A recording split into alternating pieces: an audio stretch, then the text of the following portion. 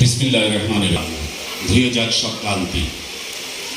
সবুজের শাখার পক্ষ থেকে উপস্থিত সকলকে, অতিথি শিল্পী, বিশেষভাবে আমাদের আজকের এই অনুষ্ঠান প্রধান অতিথি হিসাবে জনাব স্নেহাংশু সরকার কর্তৃদাকে জানাই আন্তরিক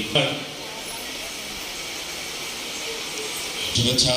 এছাড়া উপস্থিত জেলা বিএনপির সম্মানিত নেতৃবৃন্দ, সত্তরণের ঋতু বর্ষায় আমাদের হৃদয় নিয়ে আজ সজীব চেতনায় আমরা গড়ে তুলি একটি সুন্দর সমাজ। জাসাস বিশ্বাস করে আমরা আশা করি আজকের এই অনুষ্ঠান আমাদের সাংস্কৃতিক বন্ধনে আরো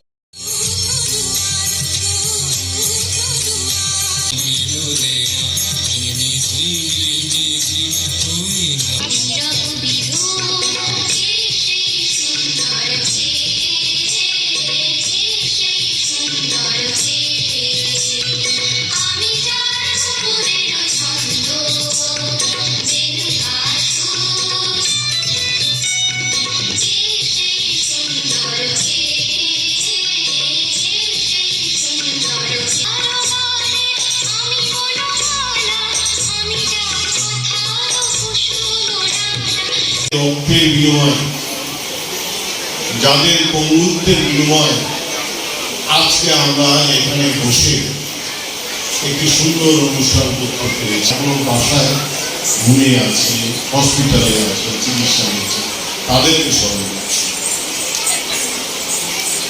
এই অনুষ্ঠান শুধু সাংস্কৃতিক অনুষ্ঠান না, এই সরকার কিন্তু বেশি দিন হয় না এখানে আসে, মাত্র 5 মাস কয়েকদিন। আমাদের একটি কথা, আমরা মাদককে না বলি, আমরা ক্রিয়া জগৎকে সমান তালে এগিয়ে নিয়ে যাব, সাংস্কৃতিক অঙ্গনকে আমরা সমান তালে এগিয়ে নিয়ে যাব। আমরা দেশকে গড়ব, রাজনৈতিকভাবে করব এবং দেশের উন্নয়ন করব সবাই মিলেমিশে। আমরা একটি কথাই বলি যে আমাদের রাজনীতিকদের কোনো ভুল সিদ্ধান্তে যেন আবার বেশিবাদের দিকে আমরা না চলে যাই, তারা যেন আবার তারা মাথা চালা দিয়ে না উঠে। এটা কিন্তু আমাদের সবাই মনে রাখতে হবে। আমাদের কথাবার্তায়, আচার আচরণে জানি আমরা কাউকে আঘাত না করলাম। আজকে বিভাগে দেখলাম তারা প্রোগ্রাম করছে এই সমস্ত বিভাগে, ঠিক আছে, তাদের আন্তরিক অধিকার আছে, তারা এটা করতে পারে,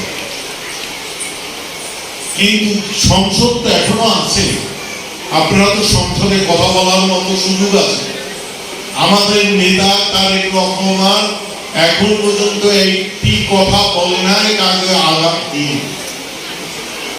1978 সালের 27 ডিসেম্বর শহীদ রাষ্ট্রপতি জিয়াউর রহমান দেশীয় সংস্কৃতির বিকাশ, সংরক্ষণ এবং ধারণ করার লক্ষ্য নিয়ে একটা মহৎ উদ্দেশ্য নিয়ে জাসাস তৈরি করেছিলেন। পরবর্তীতে বিজাতীয় সংস্কৃতি থেকে দেশ রক্ষার জন্য যখন বিজাতীয় সংস্কৃতিতে দেশ ভরে গিয়েছে, সেই উদ্দেশ্য লক্ষ্য থেকে আমরা অনেক দূর চলে গিয়েছিলাম, বিচ্যুতি হয়েছে। আবার আমাদের নতুন এই আগস্ট বিপ্লবের, জুলাই বিপ্লবের মাধ্যমে যে নতুন সরকার এসেছে, আমাদের সম্মানিত মাননীয় প্রধানমন্ত্রী জনাব তারেক রহমান